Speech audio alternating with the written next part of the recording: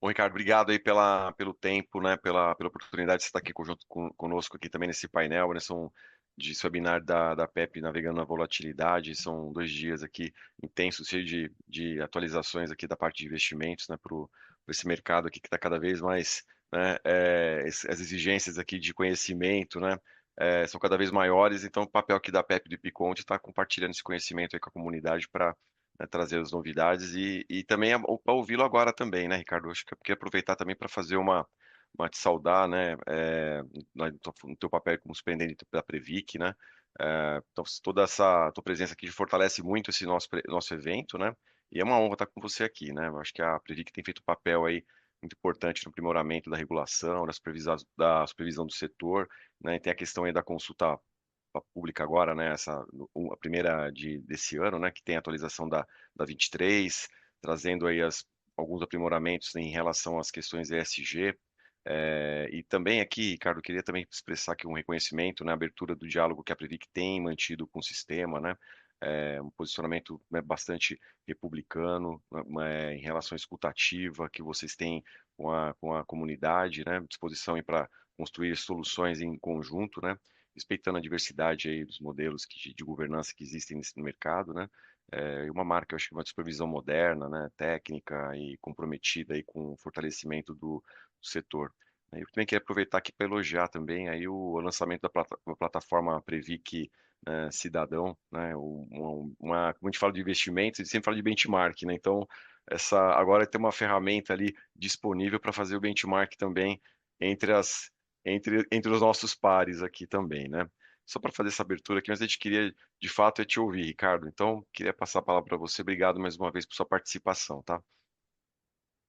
Obrigado a você, Herbert. Está me escutando? Está me vendo? Estamos te ouvindo e ouvindo bem. Tá bom. Bom, obrigado aí pelo convite, pela oportunidade. Peço desculpas pelo pequeno atraso aí, pelo problema aí do acesso. Pedindo aí desculpa ao Rafael e o Wellington. Dizer que é uma satisfação estar com vocês aqui. Aqui estou contando aqui 171 pessoas, né? Aqui nessa webinar da PEP. Bom, depois de tantos elogios aí do Herbert, eu achei que eu não precisava nem falar, então, né? Quanto mais eu falar aqui, eu posso me embananar mais, mas o nosso papel aqui também é um pouco trazer uma mensagem institucional, né, do trabalho que a gente está fazendo, no sentido de fortalecer a autarquia, fortalecer o setor, né, e criar um bom ambiente para que as entidades desenvolvam aí suas operações previdenciárias e aqui especificamente no assunto aí do webinar sobre investimentos, né? Então, o que eu pretendo falar um pouco das impressões que a gente está tendo aqui da parte de supervisão, de regulação.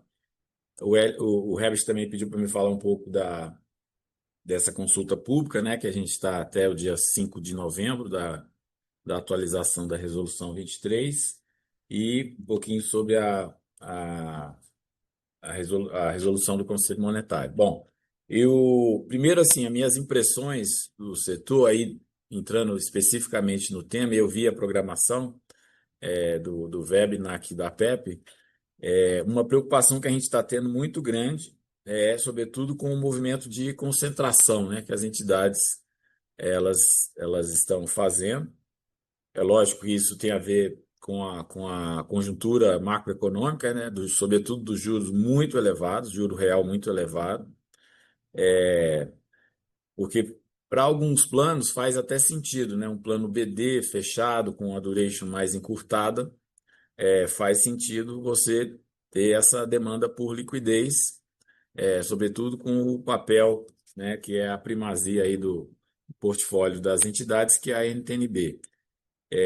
Entendendo que a NTNB também ela traz componentes de risco, né? Risco de crédito, sobretudo porque a dívida brasileira não tem grau de investimento, tem um risco envolvido, e também risco de mercado.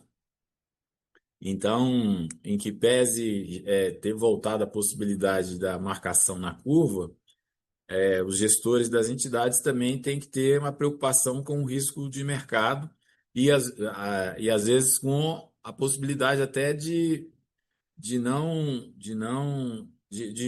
desperdiçar, acho que a palavra correta é de desperdiçar oportunidades de retorno para o plano, né? Quer dizer, a NTNB oferece essa proteção contra a inflação, que a maioria dos planos assegura, né? E, além disso, um ganho real. Então, esse movimento, quando eu me arrepio aí quando o pessoal fala assim, não, nós vamos imunizar a carteira. Ora, imunizar a carteira é um termo muito forte, até porque nem na crise da Covid a gente conseguiu imunizar com várias vacinas que a população tomou, né? O que existe, na verdade, é uma tentativa de minimizar o risco de, de cash flow, né? Você tenta fazer um match exatamente para tentar cobrir essa necessidade de pagamento dos seus passivos. Mas para outros planos, os planos, eu fui gestor de um plano 9 anos, dois planos 9 anos na Funpresp, um plano com uma duration muito alongada. Então, assim, faz sentido você ter alocação nessa classe de ativos, mas você tem que experimentar outras classes de ativos, né? O que está preocupando é isso, né? Você tem visto aí as fundações fechando todo o segmento de renda variável, é, título de crédito privado, exterior agora também acho que com as tensões geopolíticas fica um pouco complicadas, né? Difíceis, né? Mas também é um segmento importante. Então, esses planos, contribuição definida, plano de contribuição variável, ter essa diversificação mesmo em patamares pequenos faz sentido, sobretudo com o horizonte de portfólio que as fundações têm e que elas devem planejar aí, sobretudo numa condição de reinvestimento, de vencimento desses papéis, ou seja, isso tem que estar no radar do gestor que está fazendo a gestão de recursos de terceiros, né? Então, isso tem nos preocupado, até porque a conjuntura é dinâmica, né? O ano que vem nós vamos ter a eleição de alguma forma vai pressionar os preços dos ativos, né? E isso vai trazer desafios também para o gestor de plano de previdência. Então, eu queria deixar essa mensagem, até acho que tem tudo a ver, né? Navegar nessa possível volatilidade, na reprecificação dos ativos. Eu acho que montar bons portfólios, rebalancear os portfólios, diversificar, né? Nós não podemos deixar de aproveitar esse conceito, né? É um conceito básico de finanças e que em algum momento a gente vê que os gestores estão desaprendendo a diversificar. Então, esse é um benefício que quem faz gestão de portfólio sabe que no longo prazo, se você faz uma boa macroalocação, você vai rebalanceando, vai diversificando e isso se traduz em melhores desempenhos para o plano e para os participantes também, né? Então, no regime de capitalização financeira,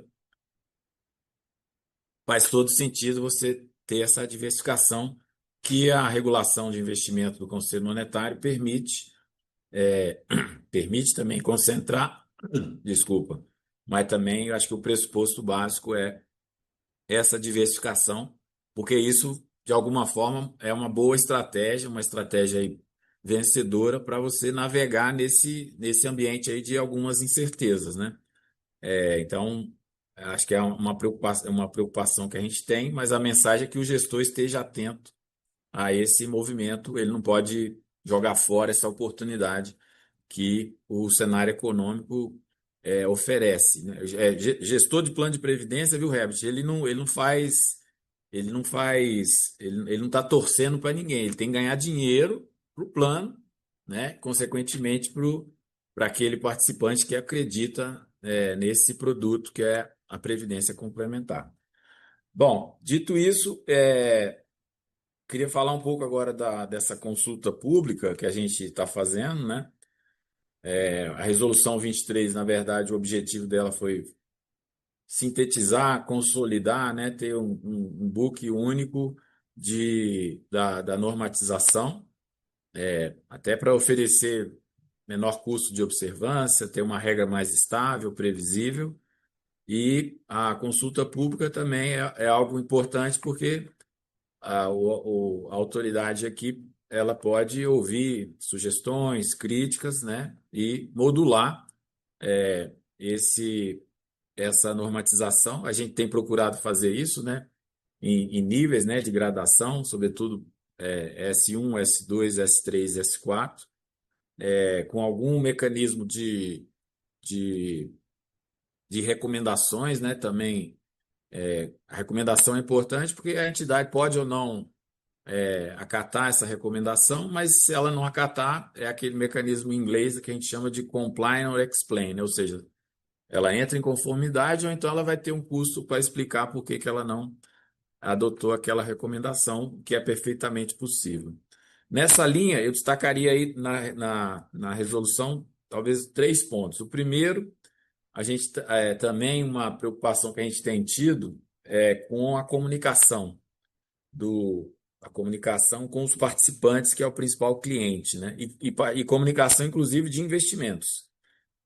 A gente vê muita linguagem assim hermética, linguagem sofisticada. É lógico que nós temos que entender, né, a origem do participante, né? Então, às vezes é um participante que está no setor bancário, no setor de mineração, no setor de eletricidade, e a linguagem de finanças não é uma linguagem simples, mas o gestor precisa ter uma linguagem mais simples, mais disponível, mais acessível, para que e comunicar não é, eu costumo dizer que comunicar não é o que eu quero falar, mas na verdade é o que eu preciso falar e que o participante precisa entender.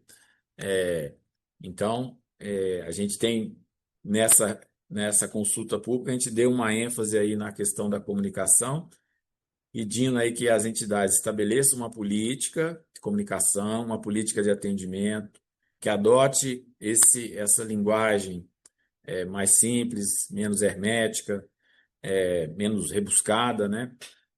Estabeleça canais de atendimento, observando aí as características desses participantes, né? Se é um participante mais jovem, se é um participante com idades mais avançadas, se for preciso, às vezes tenha também uma pequena parcela de atendimento presencial.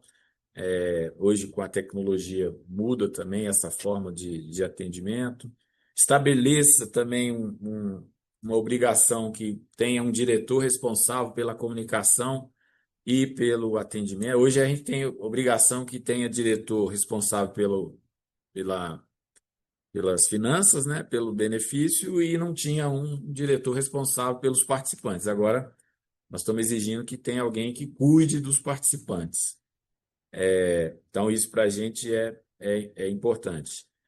Bom, outro ponto que a gente trouxe também é sobre um pouco sobre a governança, né? Reforçar a governança da entidade, aí com programas de integridade, é lógico que não para todos, né?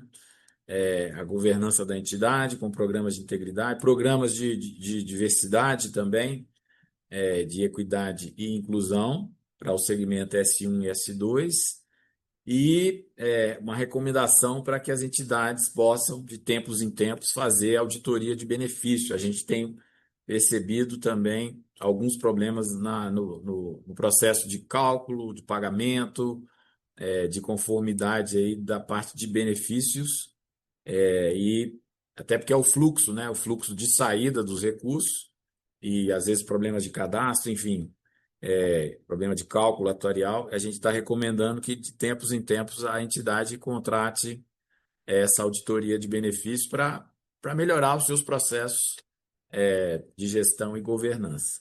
E, por fim, eu destacaria a questão dos investimentos, né? A gente também está nessa consulta pública disciplinando princípios que o Conselho Monetário trouxe ali, sobretudo na parte mais de conduta principiológica, né? Então, o Conselho Monetário diz que o que vai guiar as diretrizes de investimento dos planos previdenciários nas entidades são seis princípios, né? Rentabilidade, risco, transparência, adequação ao, ao, ao passivo, enfim. Então, traz uma lista de princípios que, em algum momento, a gente viu que ele é muito subjetivo e a gente precisava, de alguma forma, normatizar esses princípios, até porque, em algum momento, também, isso abre um processo sancionador que, às vezes, é interpretativo, né, do supervisor, e a gente não gosta muito da coisa interpretativa, né? A gente gosta daquilo que está estabelecido, até porque o gestor, o que a gente exige do gestor é que ele tenha, que ele cumpra lá, além da boa conduta, que ele cumpra os seus deveres fiduciários, né? Como é um segmento, é um regime de capitalização financeira, você lida com incertezas, com riscos, e o risco não é algo ruim. Eu acho que a gente tem que entender que o risco bem gerido, né, controlado, mitigado, transferido, ele pode agregar valor, e a gente quer que os gestores cumpram esse dever fiduciário da melhor forma possível. Então, assim, o gestor de plano de previdência é aquele conceito que nós já introduzimos lá em 2003 na Resolução 23. A obrigação dele é um dever de diligência. Ele não tem dever de resultado, né? É lógico que no cômputo geral, na cesta que ele monta, se ele perde um pedaço em determinada classe de ativo ou ativo financeiro, ele vai ter que ganhar em outro, sempre observando esse princípio da diligência. Então, a gente procurou disciplinar de maneira mais positivada esses princípios, essas condutas, porque era uma lacuna que a gente enxergava na normatização. E, por fim, a gente está introduzindo também de maneira bem gradual esse conceito, né, que o Conselho Monetário trouxe, dos critérios, né, ASG, né, ambiental, social e de governança. Então, nós criamos uma seção específica, trazendo a visão da autarquia, sujeito a essa consulta, sujeito às críticas, sugestões, para que as entidades possam introduzir, observando as suas características. Então, nós não queremos também imputar nenhum custo. A gente não quer que isso vire mais um produto de consultoria. Pelo contrário, a gente quer que isso seja uma prática real, que tenha impacto nas decisões, até porque nosso segmento é pujante, né? Nós estamos falando de uma poupança de 1,3 trilhões. Pode ter efeitos importantes aí nas finanças do país, né? Ou seja, ser um vetor importante de um investidor institucional que observa esses critérios quando toma a decisão de investimento. Então, isso vai começar pequeno. Então, assim, nosso portfólio hoje está muito concentrado em título público. Então, a ideia é que as entidades, num horizonte de tempo, elas possam escolher uma classe de ativo e estabelecer esses critérios, seja na política, seja num documento apartado. Possa utilizar, inclusive, a expertise dos gestores terceirizados, né, os assets que já observam, aplicam, ou seja, a ideia é dar o primeiro pontapé. E assim, nós não queremos propaganda enganosa, não queremos greenwash aqui, a gente quer começar uma discussão para que as entidades introduzam efetivamente esse conceito aí na montagem do seu portfólio, na escolha dos ativos. Fizemos aí uma rodada com várias entidades aí, escutando, uma escutativa, com vários segmentos, associações, exatamente para que a gente pudesse tentar disciplinar de forma gradual, de forma que tenha impacto real, né? Para que esse segmento, para que esse critério, né, esse acrônimo possa ser introduzido na formulação aí da política de investimento, possa ser executado, observando as diferenciações, né, de entidade pequena, média, grande e gigante. Algumas já têm esse critério bem claro, né, bem definido, e a gente quer que isso se dissemine no nosso segmento dessa forma mais gradual. Então, já finalizando, viu, Herbert? Eu acho que o objetivo da consulta, eu procurei dar ênfase aqui na parte de investimentos, né? Então, assim, se eu pudesse resumir a parte de comunicação, inclusive de comunicação de investimentos, né? Porque, assim, e os gestores, uma crítica que eu faço é assim, ele quando O ano passado a gente viu várias entidades com resultados ruins. E a comunicação de investimentos, às vezes, ela é confusa, ela não é clara, ela joga para a lateralidade. Então, assim, o gestor precisa ter a coragem para dizer, olha, nós não performamos esse ano, mas nós temos um horizonte, né? Nós temos o track record, se você olhar para trás, a nossa performance foi boa, faz parte do negócio essa flutuação, porque o que a gente lê aí em alguns boletins é assim, às vezes o gestor ele acha que está falando para o mercado financeiro, ele está preocupado com o focus, com a carta ao mercado, e ele precisa pisar no chão, né, e ter uma linguagem mais direta. Na governança, nós entendemos que a governança pode adicionar, inclusive na governança de investimento, né? Se você tem bom mandato, um conselho que está claramente focado, que dá autonomia para uma boa área de investimento, tecnicamente constituída, ou seja, a governança também adiciona valor ao performance ao plano, né? Isso já está comprovado. E especificamente na parte de investimento, nós estamos regulamentando aí a resolução de março, né, a 5202, que trouxe esses elementos aí de novos ativos, sobretudo ativos verdes, né? Trouxe o Fiagro, né? Trouxe crédito carbono, enfim, melhorou a governança do FIP também, né? A gente sofreu bastante aí com risco reputacional nos FIPs, e não é que o regulador queira que está incentivando você a ir para FIP, não, não é isso.